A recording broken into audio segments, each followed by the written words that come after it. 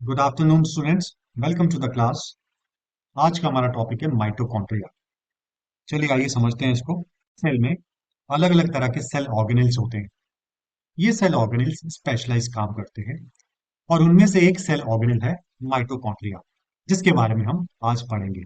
Mitochondria को power house of the cell भी बोला जाता है। अभी हमने बात की अलग अलग तरह के सेल ऑर्गेनेल्स होते हैं। इनको अपना स्पेशलाइज काम करने के लिए कांस्टेंट एनर्जी की जरूरत पड़ती है। लगातार इनको एनर्जी चाहिए होती है अपना काम करने के लिए, और ये एनर्जी प्रोवाइड करता है माइटोकॉन्ड्रिया। इसीलिए माइटोकॉन्ड्रिया को power house of the cell भी बोला जाता है। माइटोकॉन्ड्रिया यूकारियोटिक एनिमल और प्लांट सेल्स में पाए जाते हैं। यूकारियोटिक सेल्स वो होते हैं जिनका वेल डिफाइंड न्यूक्लियस होता है। माइटोकॉन्ड्रिया केमिकल एनर्जी प्रोड्यूस करता है, बनाता है, जो कि जरूरत होती है, जिसमें अलग अलग तरह के बायोकेमिकल रिएक्शंस जो सेल में होते हैं, जो काम करना होता है, उसके लिए ये एनर्जी प्रोड्यूस करता है। और इस एनर्जी को स्टोर किया जाता है। स्टोर होती है एक स्मॉल मॉलिक्यूल में, जिसको हम एटीपी बोलते हैं। इसकी फुल फॉर्म है adenosine triphosphate. ATP molecules usable form of energy.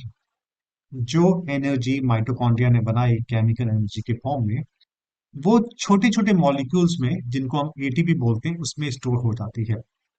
जब भी कहीं पे सेल में कहीं एनर्जी की जरूरत होती है, ये एटीपी वहां पहुंच जाते हैं। छोटे छोटे मॉलिक्यूल्स वहां पहुंच जाते हैं जितनी एनर्जी चाहिए होती है। और जब ये टूटते हैं, एनर्जी रिलीज होती है, और जिस साइड पे एनर्जी चाहिए होती है, एनर्जी रिलीज होती है, और वहां पे एनर्जी से काम हो जाता है। तो इस तरीके से माइटोकॉन्ड्रिया केमिकल एनर्जी बनाता है। वो केमिकल एनर्जी यूजेबल फॉर्म में स्टोर रहती है एटीपी मॉलिक्यूल्स के अंदर।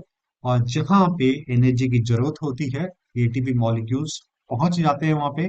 जब एटीपी मॉलिक्यूल्स टूटते हैं, एनर्जी रिलीज होती है, और उस पर्टिकुलर साइट में वो काम हो जाता है। माइटोकॉन्ड्रिया एक तरह का double membrane, two membrane cell organelle है। आउटर मेम्ब्रेन और inner membrane. Outer membrane porous होती है, जो कि अलाउ करती है transport of material across it.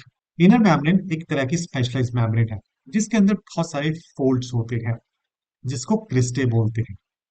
Cristae के अंदर होल्स होते हैं। अब सोचने वाली बात यह है कि इनर मेम्ब्रेन में इतने फोल्ड्स क्यों होते हैं। फोल्ड्स ज्यादा होने से सरफेस एरिया ज्यादा हो जाता है, जिसकी वजह से ज्यादा रूम मिलता है एटीपी जनरेशन केमिकल रिएक्शन के लिए। जो फोल्ड्स होते हैं, जिनको हम क्रिस्टे बोलते हैं, इस इन क्रिस्टे के अंदर छोटे छोटे होल्स होते हैं, जो कि साइट होती है केमिकल रिएक्शंस की, जिस रिएक्शन की वजह से एटीपी मॉलिक्यूल्स बनते हैं। तो जितना ज्यादा सरफेस एरिया होगा, उतना ही ज्यादा एक रूम मिलेगा एटीपी जनरेशन के लिए, एंजाइम्स के लिए, कि वो एटीपी को बना सके। तो यही रीजन होता है कि जो इनर मेम्ब्रेन है, वो फोल्ड्स के फॉर्म में होती है, जिसको हम क्रिस्टे बोलते हैं। और क्रिस्टे के अंदर होल्स होते हैं, जो कि साइट होती है केमिकल रिएक्शन की, एटीपी जनरेशन की। तो इसीलिए जितने ज्यादा एटीपी बनेंगे, उतना सेल इफेक्टिवली एफिशिएंटली काम करेगा। जहां पे एनर्जी की जरूरत है, उसको वहां पहुंचा देगा एटीपी के फॉर्म। माइटोकॉन्ड्रिया के पास अपने डीएनए और राइबोसोम्स होते हैं, जिसकी वजह से ये अपने प्रोटीन्स भी बना सकते हैं और अपने आप को रेप्लिकेट भी कर लेते हैं। माइटोकॉन्ड्रिया अलग अलग सेल में अलग अलग क्वांटिटी, अलग अलग अमाउंट में पाए जाते हैं। वो डिपेंड करता है वो उन सेल्स में कितनी एनर्जी की जरूरत है। जिन सेल्स में ज्यादा एनर्जी की जरूरत होती है, जैसे कि muscle cells, liver, kidney, brain cells, वहां पे हमें ज्यादा माइटोकॉन्ड्रिया देखने को मिलते हैं। तो आई होप स्टूडेंट्स ये आपको समझ आया होगा। फटाफट इसको समराइज कर लेते हैं। माइटोकॉन्ड्रिया एक double membrane bound cell organelle है, जो कि यूकार्योटिक एनिमल और प्लांट सेल्स में पाया जाता है। ये केमिकल एनर्जी बनाता है, प्रोड्यूस करता है, जो कि काफी बायोकेमिकल रिएक्शंस होते हैं सेल में, उनको फैसिलिटेट करता है। This chemical energy is stored in A small molecule called ATP, जिसको हम बोलते हैं adenosine triphosphate.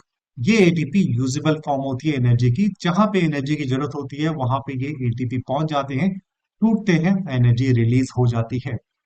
They have two different membranes, outer membrane और inner membrane। माइटोकॉन्ड्रिया की दो अलग अलग मेम्ब्रेन होती है, आउटर और इनर। आउटर मेम्ब्रेन पोरस होती है, which allow transport of material across it.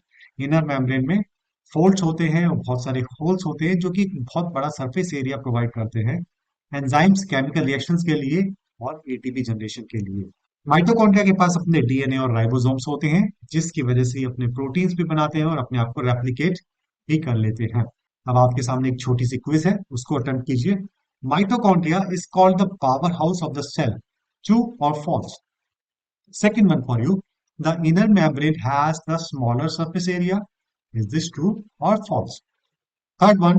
Mitochondria has its own ribosomes and DNA and it can replicate itself. True or false? And the last one is the chemical energy in the mitochondria is stored in a small molecule called ATP. अब इस quiz को pause कीजिए and your time starts now. And the answers are, I hope students ये video आपको समझ आया होगा, concept clear हुआ होगा, माइटोकॉन्ड्रिया क्या है, क्यों पावर हाउस बोला जाता है और वो किस तरीके से एनर्जी प्रोड्यूस करता है। See you in the next video. Important